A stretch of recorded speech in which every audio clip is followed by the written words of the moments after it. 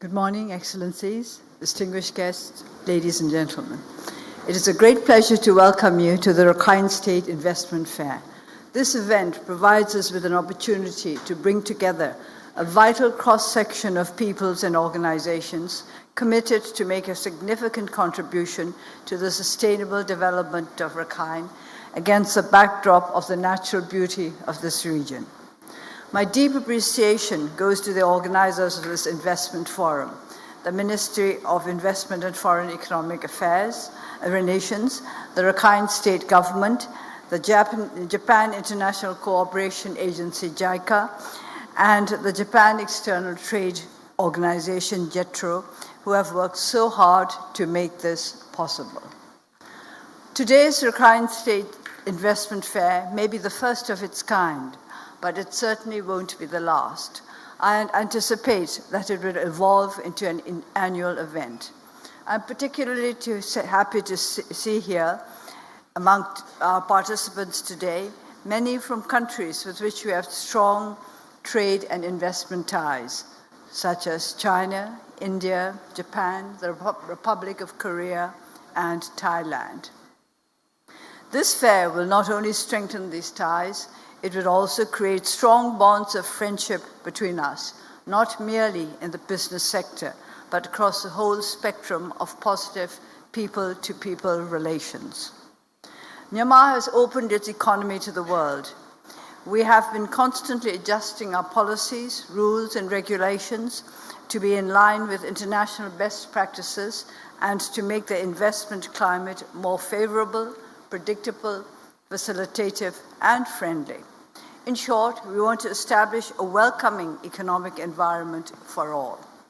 Among our notable reforms are a new investment law, a new companies law, expansion of the allowable activities of foreign banks, opening up the education sector to full foreign investment, increased government expenditure on health and education, an online companies registration system, the expansion of the range of currencies allowable for the settlement of border trade, and rigorous measures to fight corruption. And weaving all these together into a strong, durable fabric is the Myanmar Sustainable Development Plan, which in turn is linked to the SDGs that the world aspires to attain by 2030. As a result of the bold, dynamic approach to economic reforms, we have achieved healthy growth, by which I mean not just that Myanmar's economy is estimated to grow by 6.2% in 2018 to 2019, but that growth has been spread across all sectors and is to a large extent due to the energy and enterprise of the private sector. While Myanmar has benefited widely from the opening up of our economy, much of Rakhine's economic potential still remains untapped. For too long, the international community's attention has been focused narrowly on negative aspects related to problems in North Rakhine, rather than on the panoramic picture that shows the immense potential of this state for peace and prosperity. We recognize the grave challenges we have to face and overcome. From the very beginning of its term in office, our government identified as a national priority the imperative need for rule of law and sustainable development in Rakhine. With a view to ensuring long-term peace and harmony for all who live within the state, we have been doing our utmost to meet security and humanitarian needs in line with the recommendations of the Commission led by the late Dr. Kofi Annan. At the same time, we have to address economic issues in Rakhine that we may achieve the progress and development needed to sustain peace and prosperity. All of us here can play a role in the endeavor to lay strong foundations for the sustainable development of Myanmar by investing in the sustainable development of our Rakhine state. Today, we would like to focus on foreign and domestic investment, which, when made with imagination and foresight, and implemented with responsibility and dedication, could play a crucial role in putting Rakhine's development trajectory on track. The Rakhine State Investment Fair is thus intended to present to you a yet barely explored side of Rakhine, brimming with opportunities and warm and friendly people, all eager to be part of the development adventure.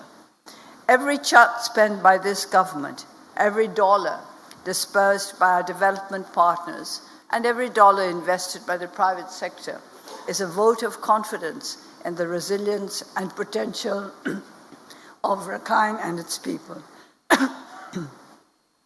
Ladies and gentlemen, at the Invest Myanmar Summit held last month in Naypyidaw, a wide range of new and exciting investment projects to be implemented in Rakhine State, from road and airport construction to the development of industrial estates and new cities, were shared with some 1,600 participants.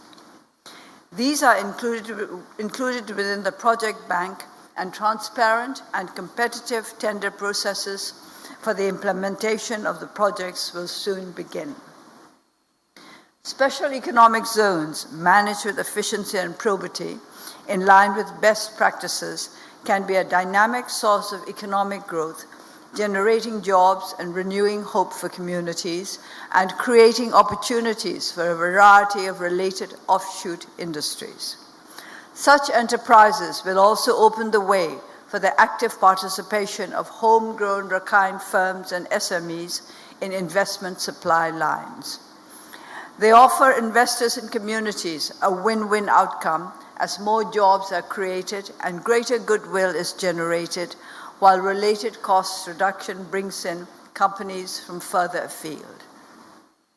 Most important of all, we must ensure that the benefits obtained from these and other projects are shared equitably amongst all communities. It is a foremost responsibility of a sovereign, democratically elected government to provide for the needs of their people in ways that nurture unity and harmony, particularly in a union such as ours with its vast richness of diversity. Development for one should contribute towards development for all, and there is a role for all to play in working for responsible, visionary development grounded in goodwill, good sense, expertise, industry, and creativity. Our foreign and domestic private sector partners and young entrepreneurs bring an invigorating blend of urgency and pragmatism, a can-do attitude, and a willingness to roll up their sleeves and get things moving. Their energy and enthusiasm and their innovative approach that discovers what others have overlooked are what this region has been waiting for. A sector scintillating with potential is tourism. Pristine beaches in Gua Township and Maung Island are ripe for transformation into ecotourism destinations. On the cultural front, we are preparing to put up Mrau for consideration as a UNESCO World Heritage Site. This little-known religious complex of astounding beauty and exquisite architectural detail is a gem that has yet to be revealed to the world. It will provide an insight into the rich cultural and technical achievements of the ancient Rakhine Kingdom. Other sectors that offer great potential for investors include agriculture, livestock breeding, aquaculture and forestry, manufacturing, textiles and garment industry, power generation and distribution, education, health services, infrastructure, and real estate. The potential for the development of the oil and gas sector is also one of the shining assets of Rakhine State. We hope to see more offshore gas fields developed over the coming years, partly for use in supporting greater electrification in Rakhine, as well as to create industries that can produce value-added agriculture and fishery products for export. As you can see, the list of possibilities in Rakhine is long, and it could go on expanding.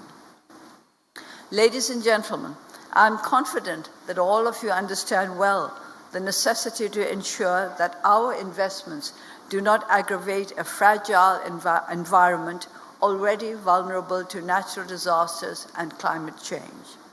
As an example, I mentioned earlier the potential for aquaculture in Rakhine. but we would wish to avoid the unchecked expansion of commercial fishery projects that could degrade our precious mangrove stock. And I'm sure all of us would wish to preserve the natural beauty and serenity of Ngapali that you see before you today.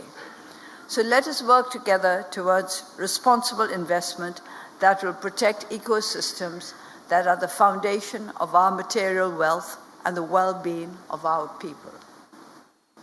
As a latecomer to the development scene, Rakhine stands poised to reap the advantages of astute latecomers, learning from the success stories as well as the mistakes of those who went ahead, offering fresh openings and new horizons. I would like to invite you to join in making this Rakhine Investment Fair the successful launching of a great economic venture. We will champion all those who invest responsibly, who respect Rakhine's pristine environment, and who have at heart the achievement of peace and prosperity of its people. I look forward to a time when we can look back on this forum, not just as the dawning of a splendid new era in the history of sustainable development for Rakhine, but also as one of the landmarks of economic progress in Myanmar. Thank you.